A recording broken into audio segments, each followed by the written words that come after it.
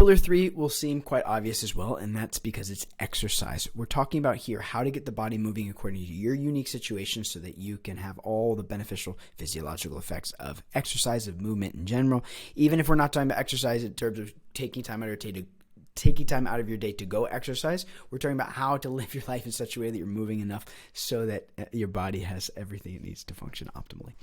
When we're talking about exercise, it's obvious that exercise is a pillar of a healthy lifestyle. Again, pretty unanimous. No one's going to fight and argue that idea. We're sticking with the basics here, building a foundation of a balanced outer life in order to create a balanced inner life, and therefore the mental focus and ingenuity to maximize productivity. A recent study published in the Journal of Occupational and Environmental Medicine examined the relationship between physical activity and productivity among self-employed individuals. The study found that those who engaged in regular physical activity reported higher levels of productivity, as well as improved physical and mental health outcomes. Pretty simple? Kind of. Let's get into why. It's slightly more complicated. According to Ayurvedic wisdom, exercise can help balance the 3 doshas, which are these elemental energies, just the combinations of elements in terms of earth, water, fire, air, ether, etc. Balance these in the body, or similarly, it can imbalance them depending on how you're doing it. So that's where I want to talk about how to exercise. It can help prevent and treat a variety of health conditions. By incorporating different types of exercise based on individual body types and needs, entrepreneurs can achieve optimal physical and mental health, which can ultimately lead to increased productivity and success. Where entrepreneurs often go wrong is by assuming that any type of exercise is going to be good for them.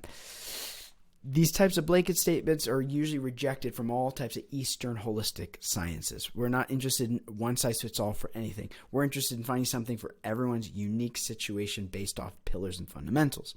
After all, if it's exercise, it's healthy, right? Wrong. In Ayurveda, elemental energies are categorized into these 3 doshas, which are called Vata, Pitta, and Kapha. Don't worry so much about the details. We're primarily talking about air and ether combinations that are heightened in the body, fire energy in terms of metabolism, transformation of the body that gets heightened, and then Kapha, which is the earth and water elements of the body or structure that get heightened. We're trying to balance these at all times in the body. Similarly, when one goes high, when air and ether goes high, that's when you become a little spacey and and you start to notice, hard to pay attention, etc. When the kapha or the earth elements become high, you become a little lethargic. I don't want to do anything. And then pitta, with the fire energy, when it gets high, you become very agitated or irritable or frustrated, whatever the case might be. We want to match our exercise in such a way so it's going to balance these doshas or these elemental constitutions in the body. We're primarily looking at one's vikriti, which means an imbalance, a current situation or current transformation in the body.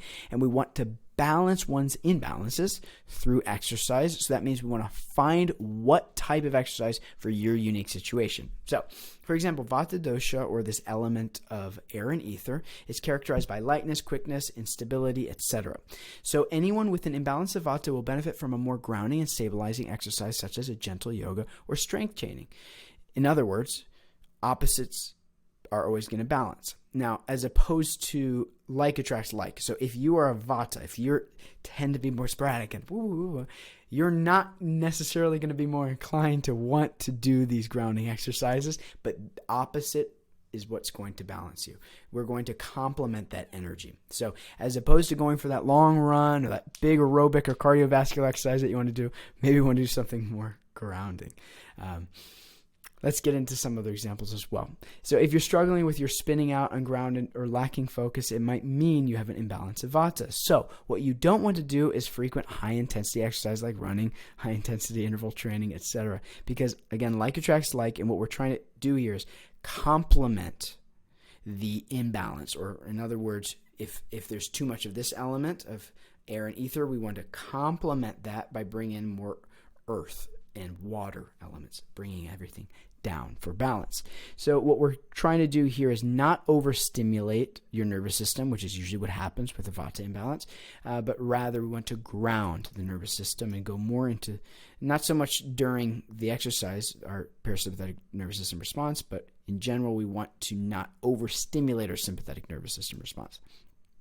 Similarly, Pitta dosha is the element of fire, water. Primarily fire. When we talk about water, it's the transformation of water in the body.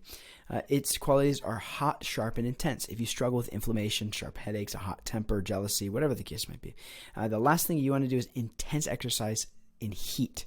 So that's only going to increase the heat in the body as opposed to cooling the heat and calming, in which case, doing something like a covered hike, going swimming. I mean, there's a bunch of exercises that we could do that are going to be more cooling as opposed to heating exercises. You want to complement. Similarly, for kapha, what we're looking at here is the elements of water and earth. Okay, stability. The qualities are heavy, slow, grounding, nurturing. If you're struggling with lethargy, depression, laziness, weight gain, excessive mucus, colds, etc., that's going to be a kapha imbalance. The way you're going to benefit is from a more engaging or stimulating or invigorating practice. So, such as doing some cardio, doing some high intensity interval training, etc. What we're trying to do here, again, opposite. Always go back down to these basics here. Now, if you're interested in going deeper into Ayurveda, you can check out our Ayurveda quiz.